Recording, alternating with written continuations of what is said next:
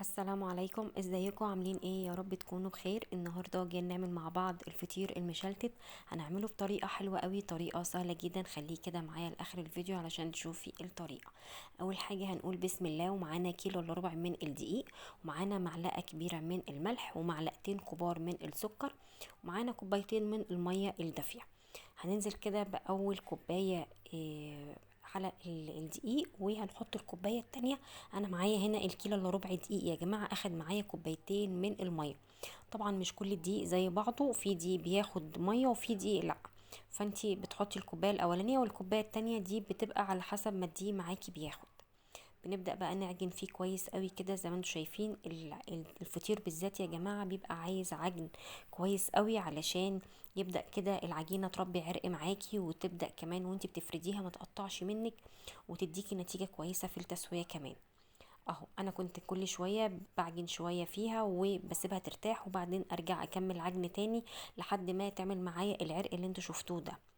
خلاص كده انا لقيتها تمام كده. هبدأ بقى هقسم العجينة معايا لفطرتين. انا هعمل فطرتين اتنين، وهبدأ كده اجيب صينية وادهنها زيت، وابدأ اقسم العجينة كده لفطرتين زي ما انتم شايفين. وهبدأ برضو احط على العجينة كده شوية زيت على الوش عشان وشها ما ينشفش معايا. وهبدأ اغطيها بكيسة كده واسيبها ترتاح بمعدل نص ساعة.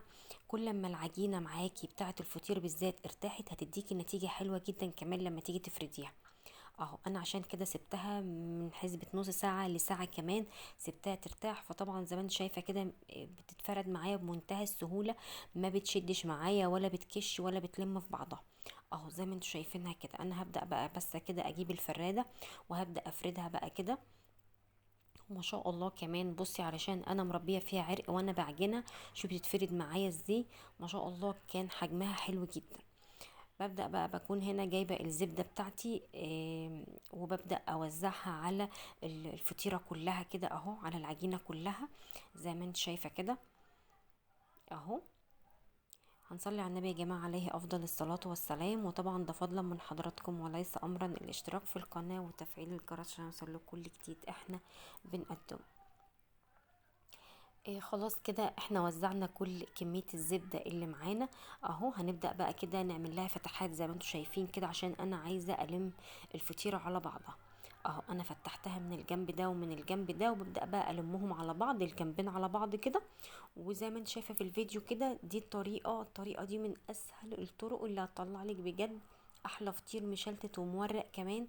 حلو جدا جدا، والطريقة سهلة جدا جدا، من غير بقى ما نفرد طبقات ونعمل بقى بصي ونفرد لا لا لا، مفيش الكلام ده خالص. انتي مجرد بس هتفرديها مرة واحدة، وهنبدأ بقى نلمهم على بعض زي ما انت شايفة كده اهو. طبعا دي للناس اللي بجد بتستصعب عمايل الفطير المشلتت، لا تعالي كده شوفي الفيديو. عايزه اقولك من اسهل الطرق اللي هتعملي بيها، وانجح كمان الطرق. احنا النهارده هنعمل الفطير في الفرن يا جماعه. احنا عملناه على القناه كذا مره، عملناه على الطاسه على النار. إيه لا، احنا النهارده هنعمله في الفرن. بصي حاجه كده حلوه قوي قوي، هتشوفي نتيجتها في اخر الفيديو. خليك كده معايا لاخر الفيديو عشان تشوفي الطريقه بالتفاصيل. دي طبعا كانت اول فطيره اهو. زي ما انت شايفه احنا بنبدا نلمها، وبنبدا ناخد الجنب ده ونحطه على الجنب التاني كده، ونفرد زي ما انت شايفه اهو. وهنسيبها برضو ترتاح. دي الفطيرة الأولانية، هنسيبها ترتاح كده بمعدل برضو من نص ساعة لساعة الا ربع على حسب بقى. بس عايزة اقولك كل ما ريحتي الفطير كل ما اداكي نتيجة حلوة جدا جدا في التسوية والفرد كمان. دي الفطيرة التانية انا بعملها معاكم اهو. عايزة اقولك عشان مرتاحة جدا، بصي سهلة في الفرد بطريقة مش قادرة اوصفها لك. وهنبدأ برضو نحط كمية الزبدة بتاعتنا اهو. احنا بنغطيها كلها بالزبدة اهو. وهنبدأ برضو نعمل لها نفس الفتحات اللي احنا عملناها في الفطيرة التانية.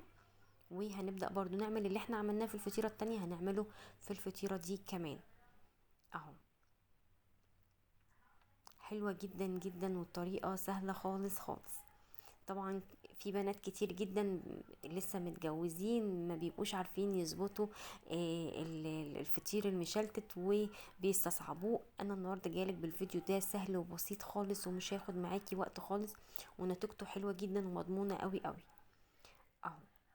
مش هتجيبي فطير تاني من اي فرن ولا من اي مكان، هتعمليه في البيت على طول لولادك، وبجد هتاكلي احلى فطير عملتيه بايديكي انتي ودقتيه في حياتك كلها.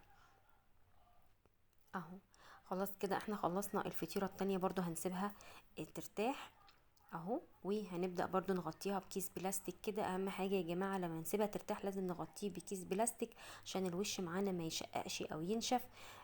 وبعد كده هيبقى بيعمل قشرة كده او طبقة ناشفة للفطيرة، مش بتبقى حلوة في التسوية ولا بتبقى كويسة لما تيجي تفرديها.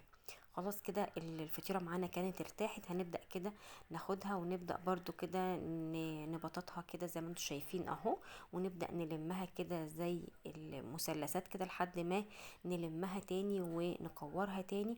ونبدأ بقى نجيب صينية كده ونكون دهنين الصينية برضو من السمنة، وبرضو نحطها فيها ونسيبها برضو ترتاح. الخطوات دي مهمة جدا يا جماعة. ولو انت جيتي لقيتي الفطيرة معاكي مش بتفرد، سيبيها ترتاح هتلاقيها تفرد بعد ما ترتاح. اهم حاجة ان انت تريحي العجينة، هتلاقيها معاكي بصي سهلة جدا، وبصي مش بتاخد معاكي صعوبة خالص في فردها. دي كانت الفطيرة التانية برضو اهو. انا بوريكي الفطيرتين اهو، انا عملتهم وخلاص سبتهم يرتاحوا. خلاص برضو سبتهم بمعدل ربع ساعة كده يرتاحوا. هبدأ بقى ادهن وشها كده بشوية من السمنة، وهبدأ ابططها وافردها في الصينية. طبعا بتكوني مسخنة الفرن على درجة حرارة 180. عايزة اقولك ان الفطير يا جماعة بيحتاج نار عالية جدا عشان الفطيرة ما تصملش معاكي في الفرن، وتقب كده وتبقى هشة من جوه، وكل الطبقات بتاعتها تستوي وتبقى جميلة.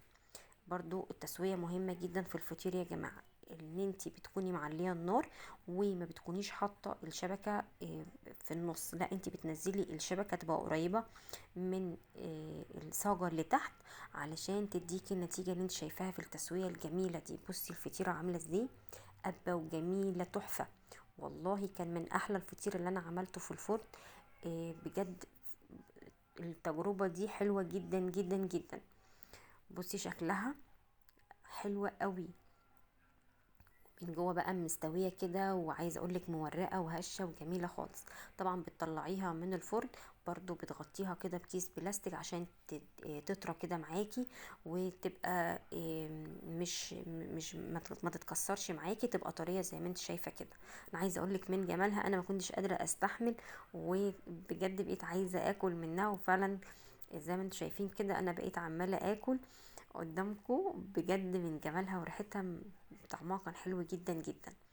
وعايزه اقولك كمان لو انتي اتبقى معاكي اي فطير او فاض معاكي اي كميه فطير، ممكن تحطيها في كيس بلاستيك وتحطيه في الفريزر، وبعد كده تطلعيه في اي وقت تسخنيه كانك لسه عاملاه حالا ومطلعاه من الفرن.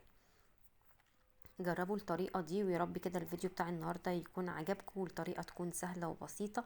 وبجد بشكر كل الناس اللي بتعملي لايكات على الفيديوهات وتعليقات كمان وبيشتركوا لي كمان في القناة، بجد بشكركم جدا جدا. واتمنى كده ان فيديو النهاردة بتاع الفطير المشلتت كده يكون عجبكم، وطريقة سهلة خالص وبجد عايزة كل اللي يشوف الفيديو يجرب كده الطريقة بتاعت الفطير دي، ويقول لي كده الطريقة عملت معاه ايه.